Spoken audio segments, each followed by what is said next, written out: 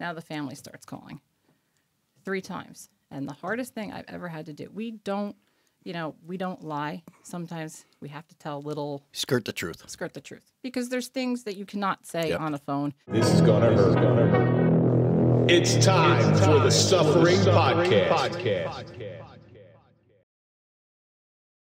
Or it's going to be. And even with that, okay, maybe you have 15 people all calling about that accident. That 16th person in there might be the one who's having a heart attack. So you can't be, okay, bye. You have to treat every single call. Yeah, we got it. Right. Because there could be that heart attack. Are you calling about the accident? Yeah, okay, we got it. So we got I worked in a town called Roseland, and we got apparently there. I didn't know this, but there's a town called Roseland, Indiana. Yes. Okay. There's a Lyndhurst, Ohio. So I was on the desk. I got a 911 call. A person laying into me. I can't believe you guys. You guys are disgusting. How could you treat a person that way? This person wasn't doing anything. This is a 911 call. And I go, who are you trying to call? And they're like, Roseland. I was like, okay. And it was some incident where somebody got dragged out of a council meeting. Right. Okay. And I'm like, this Roseland, New Jersey? And you heard the person on the other end go, I'll call you back. It's Roseland, Indiana. And my towns as well, same thing. Yeah. Other towns. And I've had some scary, like one of my first times at my current place, one of the very first calls, I'm still in training because I had to learn their equipment. And I get a call, my friend said he's going to shoot up the high school. I'm like, nice. Oh, crap. Click. Yeah. I'm like, oh, great. Now what? So I turned to my partner. What are we doing? The DB gets involved. Long story short, it turns out it's a total other state. They thought they were being funny. I guess their state, law enforcement schooled them on that, no pun intended. Maybe they have different senses of humor in that state. Yeah. I don't know. Yeah, so.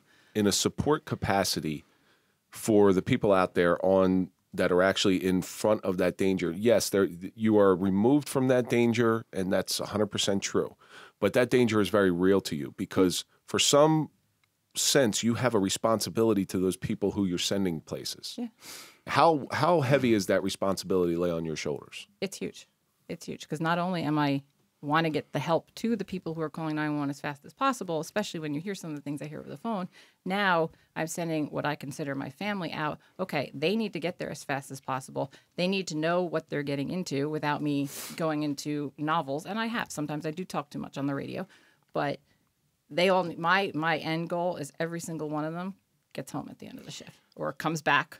That's my end goal. I don't care who they are, whether luckily I like everybody, but that is my end goal. So now I'm like, okay, we're going to save that person, but they have to get there. And this is, this road's closed. And this is, by the way, they have a gun, so yeah. When you get one of those hot calls and you send people there, then you have dead air. That's the worst. That's the worst. The anxiety's got to be killing you at that point. That's the worst. And you don't feel like saying what's going on over there? It's not even just the calls when you're trying to reach out because there's a couple spots in town where it is the radio doesn't come through. And you just want to send them on a call, and they're not answering. And then they don't answer their cell phone. You're like, oh, God. Did something happen? Because the last contact I had was 20 minutes ago. Yeah. Do you have GPSs in the cars?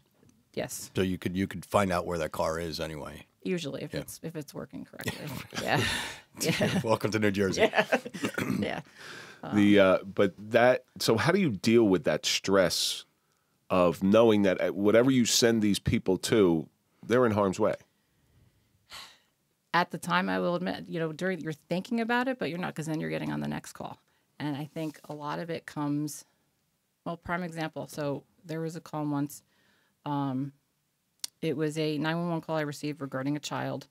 The child's parent was on the way home, had gotten a call from somebody at home. The child was in medical distress, serious medical distress. My officers go, CPR in progress, all that stuff. At the end of the call, they brought everybody in, and they had a couple grief counselors come in. I believe I can't remember his Eugene name. Stefanelli? Yes, he was there. And then somebody that works a lot with the PBA union. And I remember sitting up there, and all I can think about is why am I here? I just took the call. I'm worried about these guys. I'm worried, and I don't know other than I don't know how I personally deal with it because I'm constantly worried about those guys. Because that's probably what makes you a good dispatcher. Because I was just going to say that. Yeah. Because you care.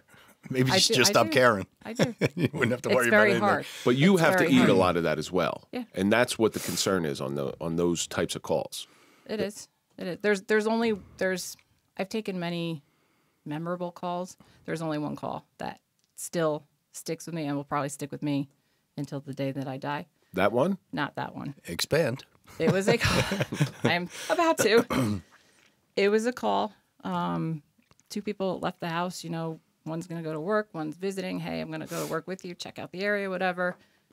3 minutes later, bad accident. One's deceased. One's in serious condition. And I just, you know, the 911 calls came in. It came in completely. Oh, somebody tripped and fell. Somebody did. I'm like, all right, you know, whatever. I tripped on the sidewalk. Okay. Everybody's getting out there. All of a sudden, one of the officers, yeah, can we get a blanket to come on the air? I'm like, okay. It's a little more than just a trip and fall. Why, is it cold out there? Yeah. So Brought my slippers. Now we jump ahead. Everybody's out there. You know, they called all the people they have to call. Now the family starts calling 3 times. And the hardest thing I've ever had to do, we don't lie. Sometimes we have to tell little. Skirt the truth. Because there's things that you cannot say on a phone. You're not trained to say it. You can't You're say not the like, person. oh, they died. Yeah. Don't, Absolutely not. You can't do that. And as a civilian, you're definitely not saying that, even in person, you know. I had to tell this family, look, I take the call. Once I get the call, I don't know what happens. You know, I move on to the next thing. I have no idea what's going on. I don't, you know, I just sent them there. I don't even know. Knowing within 30 seconds, you know, I had just been told on the radio, a priest, a captain, and an officer were about to knock on their door and change their life forever. And that call still sits with me. 1, this person walked out of their house. Hey, see you later. We're going to have, you know, maybe we'll have pizza for dinner, whatever. Love you. 3 minutes later, they're dead. Yeah. Doing the most simple, mundane easiest thing that you would never. I don't think that when I walk out my house. You know, who thinks that? Oh, I'm about to die. You don't. Hopefully you don't. I've thought of that. Well, I thought of that walking out of a bar a couple nights. and that was a time I do remember. So the same thing. Officers come in. The chief at that time, hey guys, you okay? Never said anything to me. Nancy, go do this. Carry on. Never said anything to me. That's when I was like, all right, that's my. But I'm sitting there like, oh my god, I just lied to these people, and their life is about to change forever. And it was a bad. I mean, I can't go into details. It was a bad. Horrible thing. I look at it from my own personal experience. The night of my shooting, there was an officer on the desk, and he had to sit there and listen to us call out over the radio, not knowing what's going on. We're looking for information from him. He's looking for information from us. He's on the 911 call with the guy who did the shooting, and I look back at what that guy went through. And I can't imagine it. And that's not an uncommon thing amongst dispatchers. They just you have this helpless feeling. You do. I have recordings of my shooting, the radio recording. The people stepping on each other. Yeah. The dispatcher saying, "What's your location? What's your location?" And at that point, I mean, we had guns drawn. We weren't about to get on the radio and say, you know, "Oh, we're over here," you know. Right. So, I mean, just the people that were stepping on each other the whole time, and nobody stepping on each other. Then in a situation like that, you know, you have SPEN, the State Police Entertainment Network, where sometimes knock it off, North Bergen. Yeah, where sometimes it is serious. Okay, what's going on? What do you got? Hey, you know, so and you're like, I can't answer you. I can't. You know, I'm trying to get these guys because the department, you know, where this incident happened, it was me on the desk, and we did everything: police, fire, EMS. Where I am now, I have at least one partner. But when you're doing everything and you're trying, and you get frustrated, but you want to make sure everything goes smoothly. That particular call, I think I played the recording back. Did I do anything wrong? I had absolutely nothing to do with the incident that transpired. I got people there when they were supposed to. And then once the officers, the super get out there, you're basically doing what they're telling you. Call this person, call that. But still, you're playing it back. Did I do it right? Did I say something wrong? But did I curse? Yeah. But even the incident, as awful as it was, like I've dealt with calls like that. It was the lying or the small, I hate to say lying, but the small skirting the truth, as you said, to the family. Well, you have to have a little bit of tact. And that's in under stressful situations. So if a civilian, a regular civilian who's not involved in law enforcement, think about how you act under stress. There are times when you're sitting behind a microphone and you're looking at this. I don't know what the boards look like now, but I remember it looked like I was a 1920s telephone operator behind mine. It's one computer screen with pulling the plugs like the one ringy dingy. Everything's computerized. It's like you know, if you wanted to answer a phone, you had to press a button and then pick up the phone. Everything's computer. Yeah. So, but that's a stressful thing. You're all of a sudden you're in the middle of the matrix, and you look at it long enough, you get it, you understand it. But you're kind of looking at the matrix and trying to still do your job. And there's an enormous amount of liability that if you screw up and there's legal action that falls back on you. So, yeah, pressure. And every little thing that you say is recorded. Yep. Be it 911 call, administrative call, everything is recorded. And sometimes, you know, maybe you get one of your coworkers, they're calling, oh, hey, you know, Joe, how you doing, blah, blah, blah. And then now all of a sudden, well, that call's mixed in with another call. So I actually had, you know, one of my supervisors came to me one day like, hey, I know you're friendly, you know everybody, especially when it's a smaller town, you know everybody who's calling. You got to stop being so nice on the phone. Because that went into a court case where they also asked for this recording. And I'm like, okay, but how do I, you know, because it's out of everything's habit. discoverable. Everything. Oprah was the, So cell phones have changed that a little bit. You know, you can have some personal communication. You can. But even, I mean, you know, you get your frequent callers. You're not giving out your cell phone number to them. No, I'm like, talking officer to officer. Officer to officer. Officer, yeah. But even then, you have to be careful because you can't say, hey, call my cell, or hey, I sent it to your cell. Because once it's out on the air, that becomes discoverable. Yeah, exactly. Right. That's why you got to have a nice code. Yeah.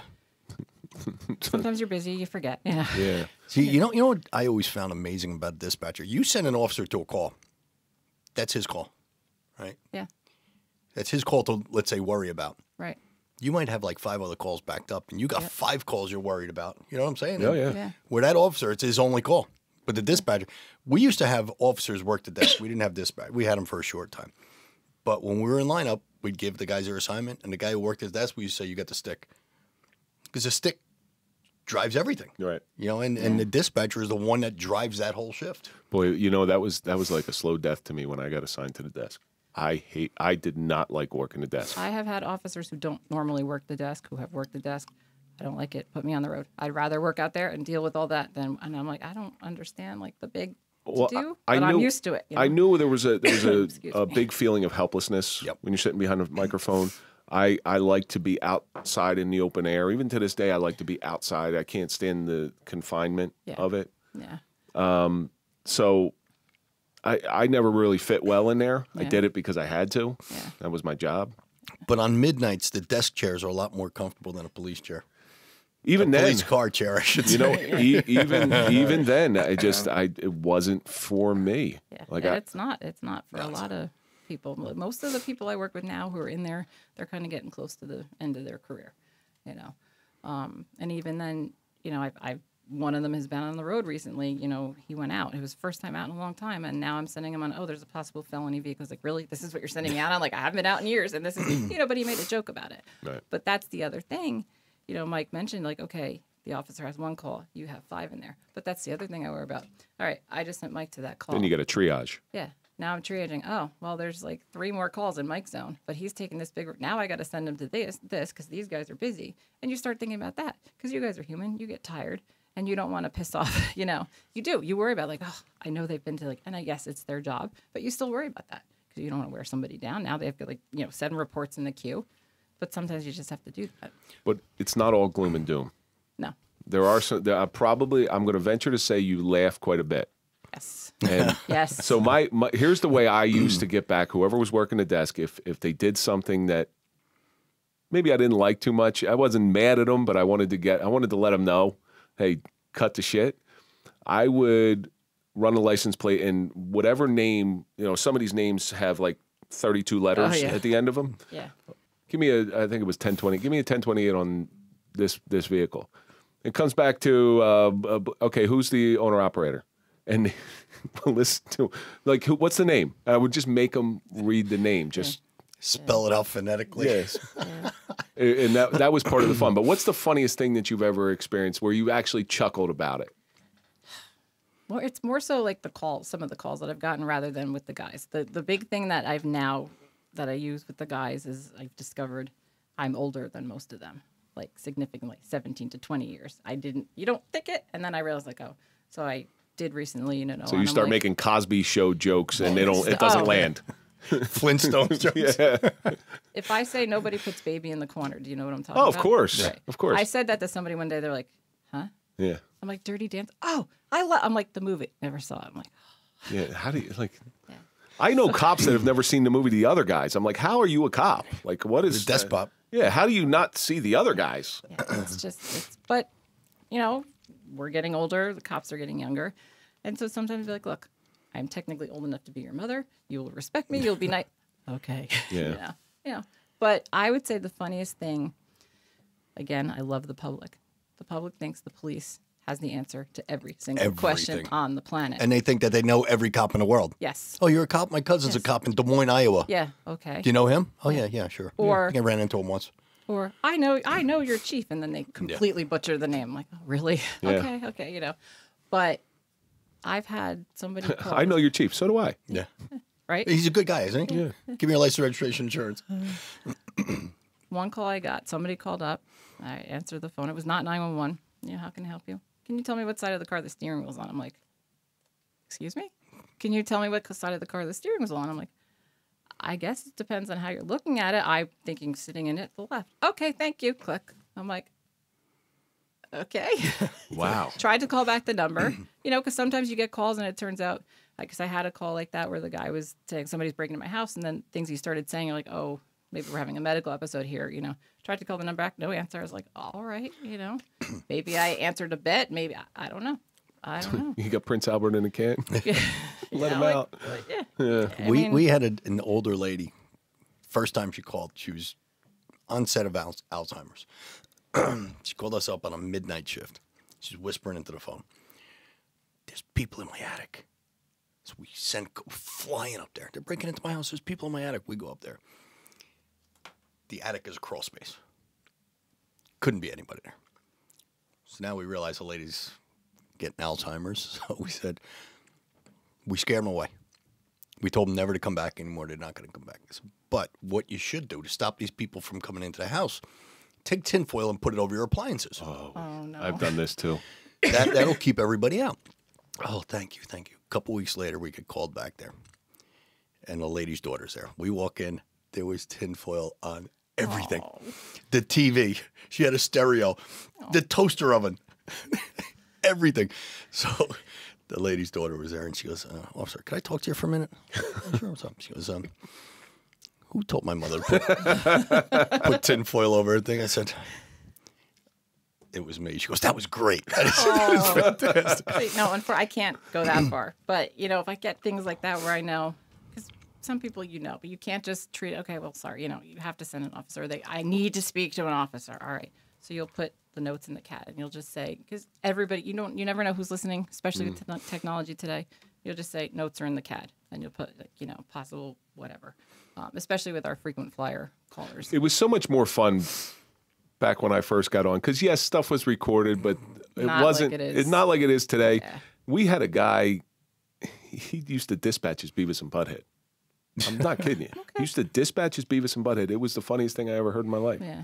But yeah, but there are times when it's fun. A lot of pressure, very serious, and just like police officers, how you break that tension is through a little bit of humor, and that's how you become family. Yeah. I was on a desk one day. We had a car fire. It was late at night, so I sent one of the old timers down to it. And he was the guy. Whenever you sent him a call, he goes, "It must be my lucky day. I'm right in the area." So, sent him to this car fire, and I said, "Is the car occupied?" And he goes, "If they are, they're fanute." That is why you could never be a cop, because if you ever go to a car fire, and what do you see in movies? Like the car's on fire and the gas tank blows up. Well, that doesn't really happen. But what does happen is the tires explode. Yes. And that'll pucker your asshole a little bit. Yeah. Especially if you're afraid of balloons. I've done that with newer guys where I've seen a car fire and they're looking at it, and I got my cell phone camera up and I'm videotaping because I know it's coming. Sure enough, boom, and they think the gas tank. They go running behind the guide rail. But if we can continue with that, because I was hoping that would come up. The one thing I want to tell people, we triage you, as you said. 911 is absolutely nothing like what you see on TV. Yeah. Police work is not what you see on TV. It never will be. We don't have commercial breaks. Right, exactly. We don't solve everything in 45 minutes. Yep, exactly. It's not. And I have had people who called, well, I saw this guy. I watch a lot of Law and Order. Yeah, exactly. CSI. So prime example, somebody called. This person was out there. They, they were drinking something. They put it in my garbage can. Okay. Was your garbage can on the street? It was. Okay. On the street. Technically, it's rude that they did that, maybe, but it's on the street. It's something. So when are you sending the detectives out to fingerprint it? Should I wrap it up? Should I save it? I'm like, we don't do that. Well, don't you want to know? What if they cause trouble? But you have to be nice. And it's easy to be nice, but sometimes you're thinking like, oh, okay, you can't flat out say it's not like what happens on TV. Well, so we're of the age where the World War II vets started to die off. So what the World War II vets used to do is they used to bring home war trophies. I don't know if you had this in Lyndhurst. A lot of them brought home grenades. Yep. Grenades. I've had those calls. There's a grenade in the attic. Shells. Can't you send in like the robot? Like, no, it's going to be a guy going in there and getting it. Yeah. So if somebody were so inclined to get into this profession, which I believe is a rewarding profession, it's a difficult profession, but it's rewarding. It's a necessary. What do you think your advice would be, doing it for as long as you have, would be to that person getting involved? First of all, definitely get your certifications before you come. If it's something, yes, it costs money, but a lot of people, I'm not doing it until I get the job, or I'm not going to do it until I see. You can easily especially in New Jersey, you just Google, because the state police has just Google New Jersey PST or Public Safety Telecommunicator. The state comes up with a list of places you can go. I want to say, I know, as you said in the beginning, a lot of people come in, I'm doing this because I want to become a cop. Try not to be that person. Or if that's your interest, come part-time, because dispatch, it'll give you a little experience. You'll get to know people. It's not going to jade you. It'll jade you. You're not going to learn the police job. It's entirely different. And I've seen it go both ways. I've seen people get hired off the desk, but I've also seen people get pushed out and would never get hired because, hey, if you're a shitty dispatcher, right, you're probably going to be a shitty cop too. Well, because the police world is ruthless. Yep. And these dispatchers see how cops treat each other. Yes. Because, like you said, like Kevin always says, it's like crabs in a barrel. One's trying to get out, and the other one's grabbing it and pulling it back down. Yeah. It's a ruthless business. Have a sense of humor, if you can. Don't take anything too serious. Don't take anything too seriously. Kind of jump in. I remember the first day I started at my current place, somebody came in. They said, "Oh, so sorry, Nate." And I just answered right back. They're like, "Oh, I really like you," because it just, you're conditioned for it. Doesn't mean that's who you are as a person, but it helps. It gets you through the rough times. You have borne witness. We're coming to the end of this thing here, and you have borne witness to some real suffering. Yeah. Okay. Yeah, without a doubt. And you've had to send people to people at their worst days, and you've had some really difficult days. There's a lesson in it, though. And what do you think that suffering has taught you? That suffering has taught me that I am the person who, I still want to help you. I don't care what your mood is, I want to help you, but I also have to, at the end of the day, at the end of my shift, go home and kind of put it aside and help myself a little bit. And that's been a big problem. That's what a lot of people don't do. A lot of people in the business don't do that, and they keep eating it. Yeah. And that's a big, because I will get home. Sure, I'll think about the calls, but then my phone will ring. People that I've like, hey, how do you do this? And I'll answer every text, every phone call. Instead of, I'm off now, ask somebody else. Or I know you know how to do this. You just can't leave people in the lurch. It's not, I don't think that's in your nature. I can't. And remember, people don't call 911 to tell you that dinner's done. Well, they're calling you because there's a reason for it. I can't say that hasn't been done. that is one thing I want to express, even if it's the last thing I say tonight. Cell phones, everything. Everybody accidentally dials 911. Please don't hang up. Yeah. We're going to call you back. We're going to call you back. You're not in trouble. Just say, hey, I pocket dialed. Or I was trying to turn my phone, especially with the iPhones, I think. You got to hit it 3 times. Sometimes it goes into emergency mode, or you're trying to turn it off. Just stay on the line. You're not in trouble. We're not coming after you. I just need to know, hey, is everything okay? Did you do it by accident? We're coming anyway. We're coming anyway, Yeah. So thank you very much for coming in and talking about this. Is there anything you want to throw out as a plug? Not really, honestly. I mean, dispatchers, if you can reach out to me on Instagram, DM me, NEN1020. We need dispatchers. Dispatchers just in general, not just my departments. We need them. There's a shortage. We need them. Massive shortage. Yeah. Massive shortage. Well, thank you so much, and Thank you. keep up the good work. Keep doing what you're doing, and say hi to my friend that works in your department. I certainly I'm will. sure she'll be watching. I will yell. Thank you, guys. You speak in normal tones. She's amazing. I love. Yell. Yeah, She'll yell. You always know when she's there. And that's going to do it for this episode of the Suffering Podcast, The Suffering of a Dispatcher. And let's think about all the stuff that we learned. Keep balloons away from Nancy. That's the first thing I learned. She comes back though one day. Yes. You know Because where I know there's going to be balloons in dispatch. balloons When this goes out, I'm done. I'm done. Yeah. Never, ever, ever say that it's quiet. Yep. Unless you've done the job, it's really hard to criticize it. But most importantly, police can't do their jobs without people like you, without our dispatchers. And that's going to do it for this episode. Don't forget to go to popple.com to get your digital business card. Put in the code TSP20 for a 20% discount. Follow us on all social media. That's Instagram, Facebook, LinkedIn, Twitter. OnlyFans. Follow Mike at Mike_Failace. Follow me at Real Kevin Donaldson. And, of course, follow the Suffering Podcast. And we'll see you on the next episode.